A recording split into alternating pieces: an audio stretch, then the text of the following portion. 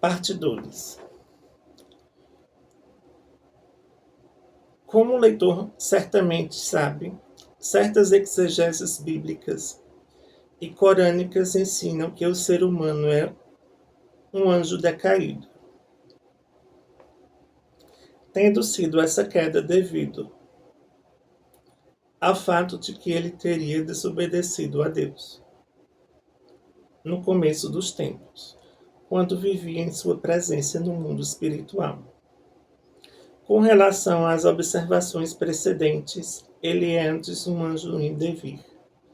Neste sentido, não penso que aquilo que é chamado tradicionalmente de queda seja o resultado de um castigo divino.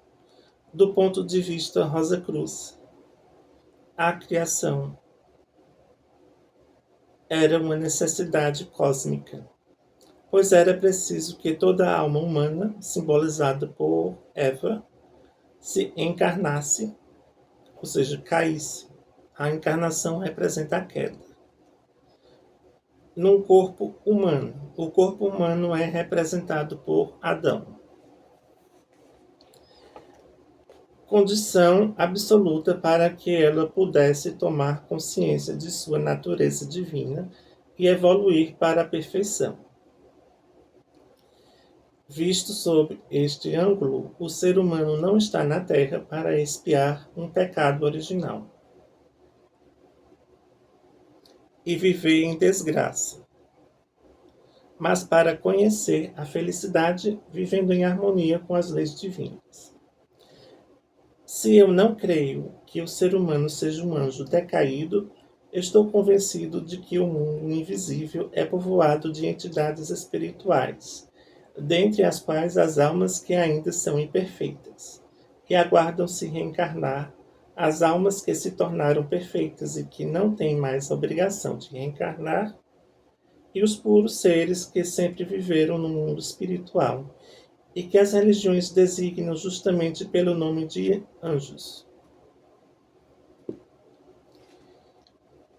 Seja como for, todo ser humano evolui de vida em vida para a perfeição de sua própria natureza,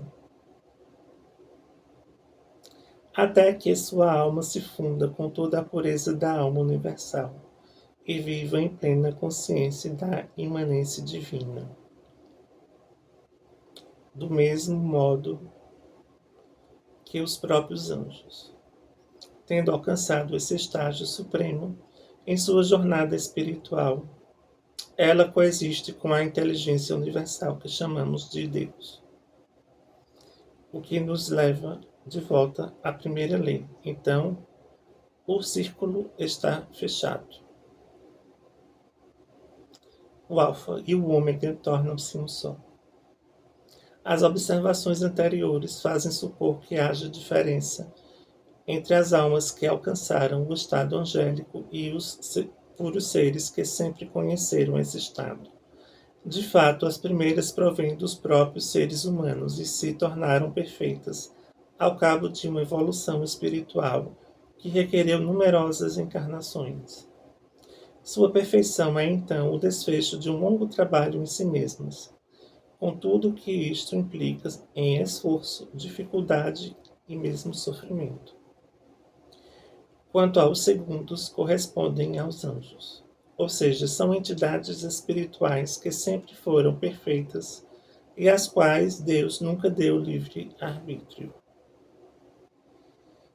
Quando as criou no começo dos tempos, atribuiu-lhes uma função precisa no plano divino e jamais lhe deixou a possibilidade de experimentarem o mal, nem mesmo se reencarnarem. Nem mesmo se encarnarem. Então, qual é a diferença entre os anjos e os mestres ascensionados, né, que atingiram o estado angélico através da evolução? É que os mestres ascensionados, eles caíram na matéria e foram evoluindo ao longo das encarnações, até atingirem a perfeição. E os anjos não, eles nunca desceram na matéria. porque nunca tiveram livre-arbítrio. Então, eles não têm a experiência que os mestres ascensos têm, de passar pela matéria e ir evoluindo de encarnação em encarnação. Por que isso? Porque eles não têm livre-arbítrio, porque Deus proibiu eles de descerem na matéria.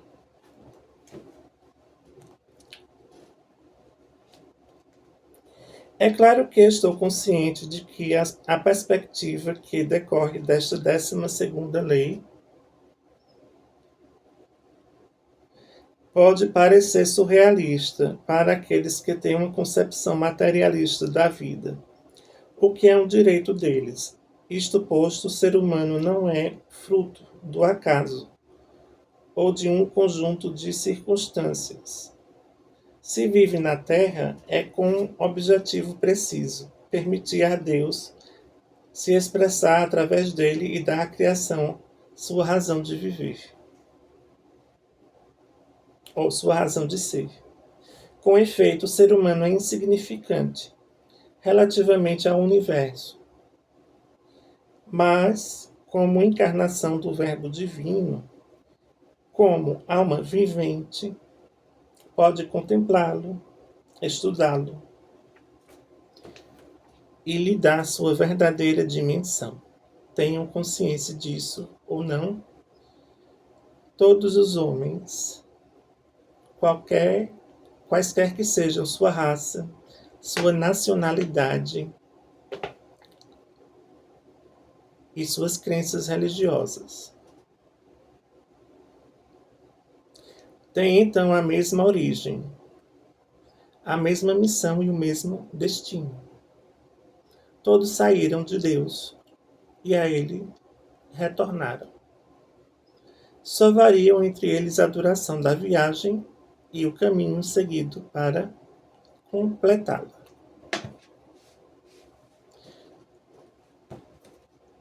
E aqui se encerra a 12ª lei.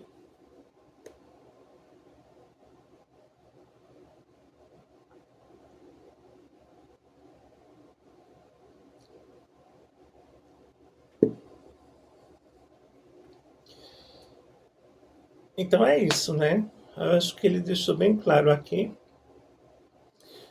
que nós estamos nessa jornada para atingirmos o estado de perfeição, que é o estado de Rosa Cruz. Mas enquanto nós não atingirmos esse estado de perfeição, nós dizemos que somos estudantes Rosa Cruzes. Porque o Rosa Cruz é aquele que já atingiu a maestria completa. Enquanto ainda nós formos imperfeitos, nós somos apenas estudantes Rosa Cruzes. Mas que estamos evoluindo, claro. E outra coisa que o autor disse, que deixou bem claro, é que esse é o destino de toda a humanidade. É atingir a perfeição. E alcançar o estado angélico que outrora já teve, antes de cair na matéria. No próximo vídeo, nós vamos ler a conclusão desta obra, que é tão importante para a compreensão do nosso ser.